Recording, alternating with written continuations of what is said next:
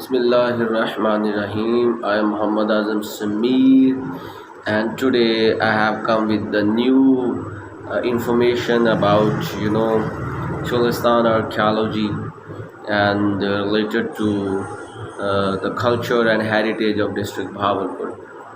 In my last four lectures, I discussed very briefly about the culture heritage, the people, past, physiography, and archaeology of this district in Pakistan. Today, I have come with the new knowledge about some of the listener or some of the viewers, they do not know what does mean of archaeology, because again and again I use the word archaeology. So today I'm also share a very small and brief introduction of archaeology, its definitions and its purpose. Then I would share uh, several times I used the word Cholistan archaeology and Cholistan desert.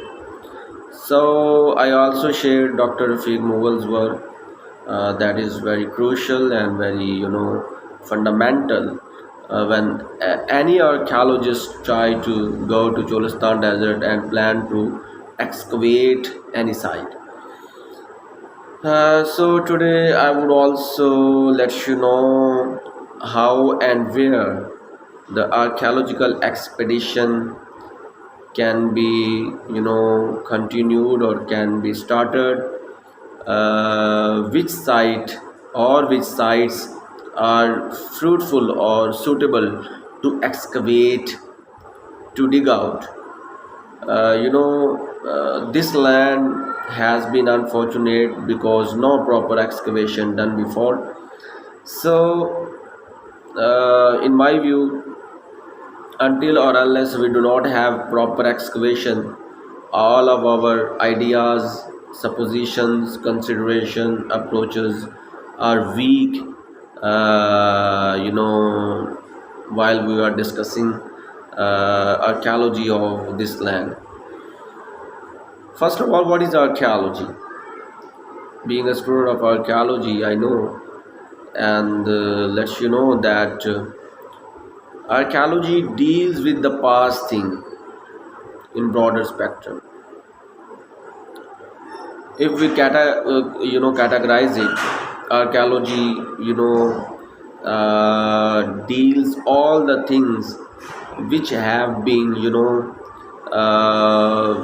enlisted among all the cultural materials from all ancient civilizations, such as Egyptian civilization, Mesopotamian civilization, Crete civilization, Greece civilization, Troy, Persian civilization, Harappan civilization or Indus Valley civilization, Chinese civilization, and all others, ancient society, complex societies, which have been, carved out by some archaeologist or anthropologist. Archaeology also highlight all the ancient remains which are found on the site and after excavation. While we are conducting survey surface collection, we would have many material, many kinds of material such as terracotta figurines, terracotta cakes, ceramics, pottery, potsherds, perforated jars, some coins, seals, etc., etc. All the civilizations, they have different materials. We are actually concise about Indus Valley civilization. So if we are going to dig out or try to compose something, we should have material in hand. So during traveling towards the Indus site, we find the material. This material is based on mostly ceramics, pottery, perforated, things like seals, like coins, like warlike material. Then we have, uh, all the material which tells the story of Indus complex society, and all the material have been placed in some museum such as Lahore Museum, Karachi Museum, Harappa Museum, Taxla Museum, and all other archaeological or cultural museum. uh, the purpose of archaeology is very simple and clear. On the whole, archaeology deals with all the things that lead towards the past and ancient activities. There are also some methods which are used in archaeology, such as flotation method, starch grain analysis method, archaeobotanical consideration. We also use porcelain method. Then we have some dating methods such as potassium argon dating method, C14 dating method, thermoluminescence, dendrochronology, and we also have some of the methods which are still not applied in Indus Valley civilization. We also have some machines, some survey equipment, GPS, theodolite, total stations, some maps. These are very important things while we are going to conduct some survey. Or we also have drones to get panoramic view of the site. Still there are many things in archaeology which are not applicable in Pakistan. As you know, in marine archaeology, the archaeologists used to dig into the sea and try to get something which has been not in the approach of the human being. Now I am going to let you know which sites are properly suitable for the excavation in Cholistan Desert.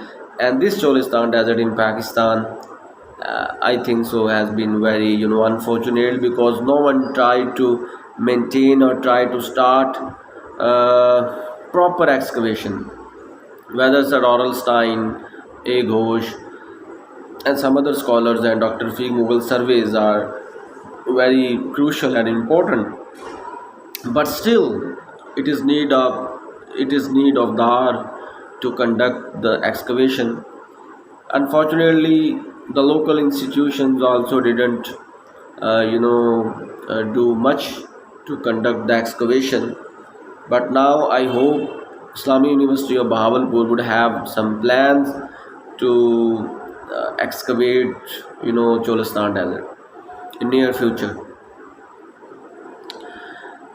As I mentioned earlier, that Dr. Fiq Mughal's 414 sites which have been documented during the four surveys from 1974 to 1977, and during these surveys he documented five category of the sites, such as Hakraware period sites, early Harappan period sites, mature Harappan period sites, late Harappan period sites, and PGW period sites.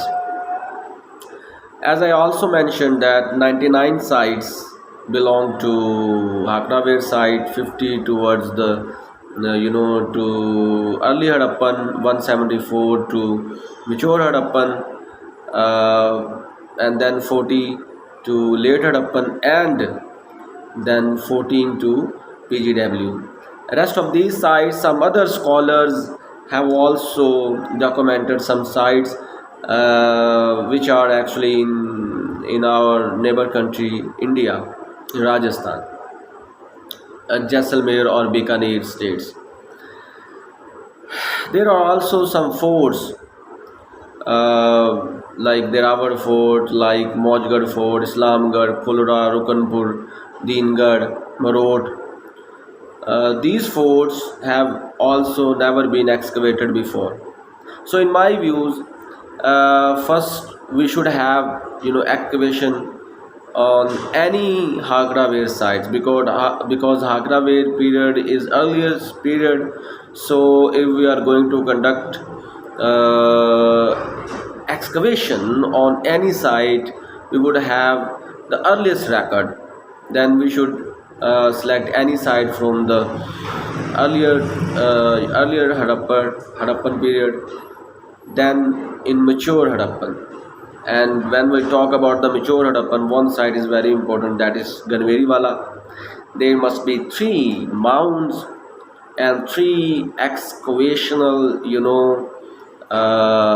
box should be placed over there, and two horizontal excavation and one vertical excavation actually are need to apply on the Ganveriwala side, which is mature Harappan site, as Harappa, Mohenjo-daro, Dholavira, and Rakhigari in India. Then Kasaiwala Ther, Ratta Ther, Kaliyapada, then some other sites, Sandhanawala, then all the sites which are very close to the forts, those sites are also crucial, because if we are going to start excavation near forts, all the mysteries related to the forts can be solved with no time. Then we should select any site from the PGW. Right from the beginning, I told you that five very important phases have been documented. PGW is one of them, when nomadic life was again rehabilitated. So excavation is very important for the Cholistan desert. Until or unless we do not have proper excavation, we are still confused to describe Cholistan archaeology while we are discussing with commoners or scholars rest of the world. In the end, I would like to suggest Department of Archaeology and some other institution and some universities such as Islamic University of Bahawalpur or BZU, which are very close to the Cholistan desert. We must have one proper institution. We must have one organization who can which can conduct proper excavation. We should have involved all other universities, students and teachers and scholars, or if it is possible, we should convey our messages to rest of the world to come to join our endeavors based on archaeology. And in this sense of understanding, the local people's participation is very much important, because old legends, if the people tell the visitors or foreigner about the old legends, they would be clear which kind of society it has been in the past. Finally, I would suggest the approach towards the Cholistan desert should be easier.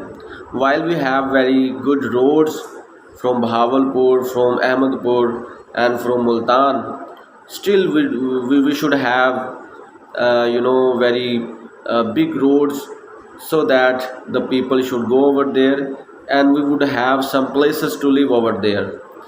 And if we are in position to excavate the sites, then we would also formulate one site museum over there in Cholistan desert.